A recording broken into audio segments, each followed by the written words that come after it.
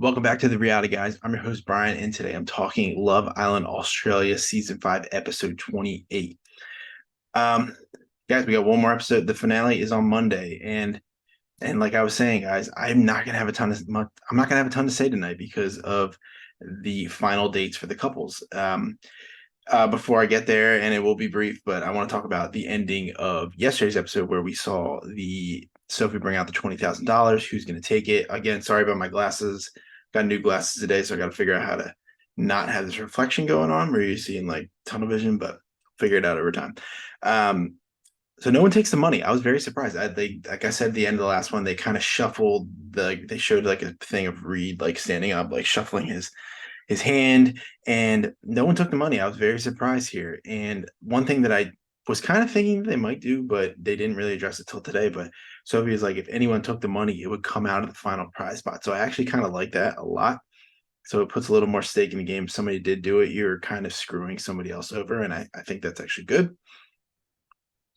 So then we move on to the next morning. Like Kale and Tyra get a text at like 5 a.m. It seems like, and they go on their date. It is horseback riding. They make themselves official. Good for them. Second date was Chloe and Reed. They go on like a mini lunch date, and Chloe makes Reed sing a made up song. Didn't really go well, but she enjoyed it.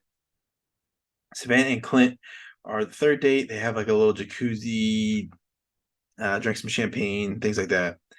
Fine, totally fine. Zach and Lucinda, they had the final day of the evening, and I actually thought their date was kind of cool. They had a little dinner in a cave, and then followed by somebody playing like a violin solo. So I thought that was a really cool date. It looked really cool. It would be fun to do, I think, just being in there. It looks really, really awesome.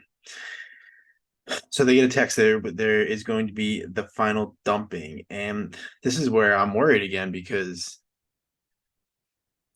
I didn't really bring it up a lot on the last episode because I think I was just so annoyed because I did a recording, didn't have the sound on, and and it was just an episode I didn't love either. And Nate and Georgia went home, and I didn't really speak about it a lot, but them leaving and seeing who goes to the finals here really kind of it makes me even more angry. The outcome of the previous episode, seeing who our final three are today.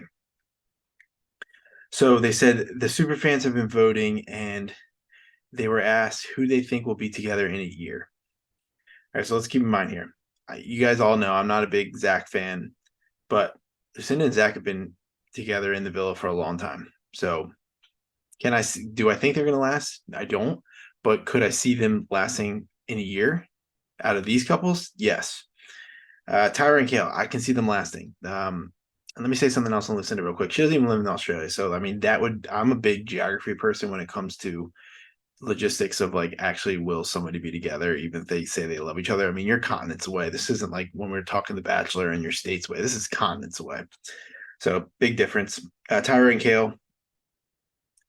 I mean, if they weren't in there, I would have been like falling on the floor. They both live in Australia. They've been together since they had a little thing before Kale left. I think they would fall into this category. Chloe and Reed, not a fan of Reed. Yeah, everybody knows that here. He does do funny things at times. He does put his foot in his mouth sometimes. But again, Chloe and Reed have been together longer than Savannah and Clint. So Savannah and Clint have been together for like 5 days, 6 days, 7 days tops. And the super fans, I would love to see the numbers. Like I'm a big numbers guy too. Like I need to see proof because I don't believe a lot of things that I hear, especially what I've seen this season. So one couple gets dumped here, and Lucinda and Zach are the first one called, so they are safe, followed by Tyra and Kale, who's also safe. Not a surprise, they did this on purpose. These are two couples that we knew were going to definitely be in the finals based off of where we are currently. And then the final couple that is safe and going to the grand finale is Savannah and Clint. And I'm sorry, guys, that's bullshit. That is some bullshit. I don't really like Reed at all, but Chloe and Reed deserve to be in the finals more than Savannah and Clint, in my opinion, based off of who they think will be together in a year. Savannah and Clint don't even know each other. They barely even know each other. And I just think it's a load of crap. I think it's a load of crap. And there's a vote tonight. They actually have, I guess, fan voting. I will be voting because I will be voting Tyra and Kale. Spoiler alert: they deserve to win out of these couples remaining, in my opinion.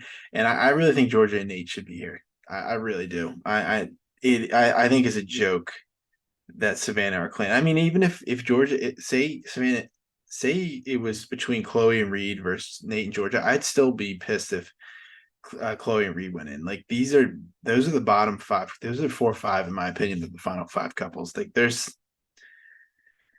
yeah. I just have a feeling that Lucinda and Zach are gonna win for some reason. I just don't trust what they're doing on this show at all. Like I know there's producer manipulation, and I know that they want the best product, but I just something about it. I just feel like they're gonna make Lucinda and Zach win.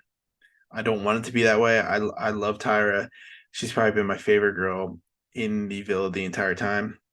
And I like Kale. I think Kale deserves it. I know people say they're boring. I've been reading the Instagram comments on their posts, and like I get that, but I don't know. I just let me know what you guys think. Like I don't love. I think that Chloe and Reed slightly should have edged out Savannah and Clint. I think the super fans must be like all family members of the original girls because I mean Lucinda is to me an original girl. She came in on the first episode, so I know she wasn't like an OG, but she's been here since day one, pretty much. And I don't know. I think it's kind of nuts that Savannah and Clint are in the finals and Georgia and Nate are not. I just think it's a bunch of crap. But I didn't speak on the last episode, and I apologize for that. But it's and the more I sat on it for a day, watched this episode and the outcome, and I sat on it, I was like, this stinks. But one more episode, guys. I will be here. Super excited to see the outcome. I will be voting, so make sure you vote. And I know a lot of commenters that do comment. Make sure you guys vote too, because we're all on the same page here. I think we're who we want to win. So we need to our 6, 7, 8 votes band together and try to swing that thing. But I appreciate you guys all watching. Hope you guys have a great weekend, and I will talk to you guys on Monday. And hopefully, we will have the results that we want. So check out some of our other stuff too. We had Survivor Wednesdays along with the Amazing Race finale last night. So both those videos are out. We should have a Challenge 39 video at some point this weekend. House of Villains and Southern Charm will probably also be at some point this weekend. And I think Trader Season 2, American USA Trader Season 2 was announced. So I think we're going to work on something with that for a cast breakdown and just a bunch of other things. And again, like I always say, if you guys have a video or a show that we're not watching, let us know and we will definitely check it out. But I will talk to you guys on Monday. Have a good weekend. See ya.